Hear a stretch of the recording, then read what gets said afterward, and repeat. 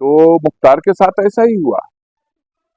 वो एक शेर था, सामने से अनेकों बार वार हुआ, हमला हुआ, मिटाने और मारने की कोशिश हुई, लेकिन सफलता नहीं मिली। मारने वाले आए जो, वो खुद ही मर गए।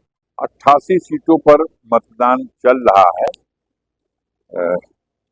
सकुशल संपन्न हो जाए, इस तरह की मेरी कामना है। और जनता पूरे देश में मूड बना चुकी है।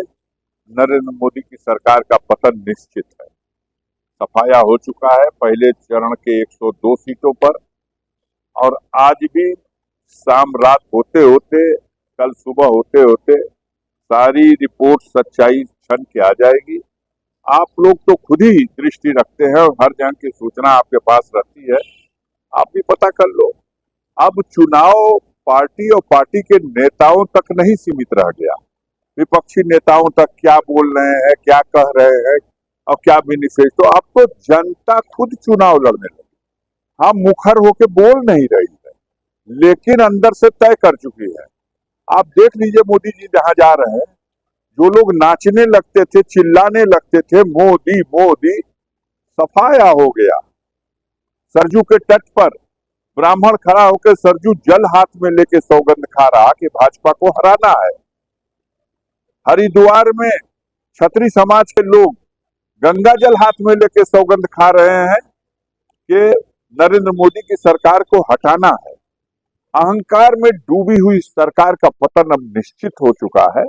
और पहले दौर के ही चुनाव से स्पष्ट हो गया था रुझान। जब राजस्थान में भी 10 सीट हार रहे हैं, जब गुजरात में भी 5-6 सीटें हार रहे हैं, मध्य प्रदेश में 15 सीट हार रहे हैं, महाराष्ट्र में जहां 48 में 42 जीते थे पिछली बार, इस बार उनकी दशा 12 सीटों पे आ रही है।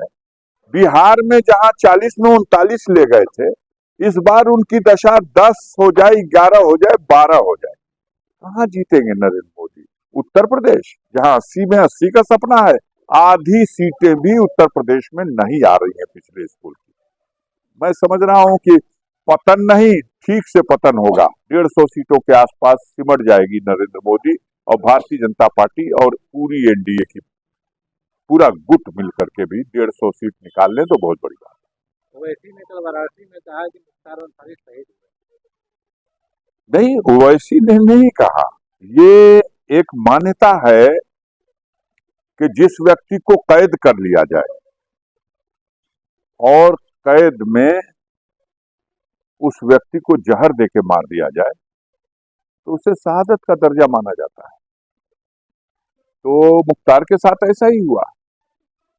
वो एक शेर था, सामने से अनेकों बार वार हुआ, हमला हुआ, मिटाने और मारने की कोशिश हुई, लेकिन सफलता नहीं मिली।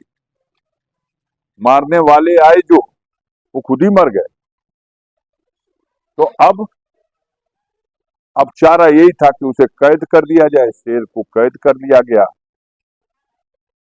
और उसके बाद उसको जहर देकर के मार दिया गया। तो ये तो गरीब जनता चिल्ला चिल्ला के कह रही है कि महापाप हुआ, ये घोर अन्याय हुआ।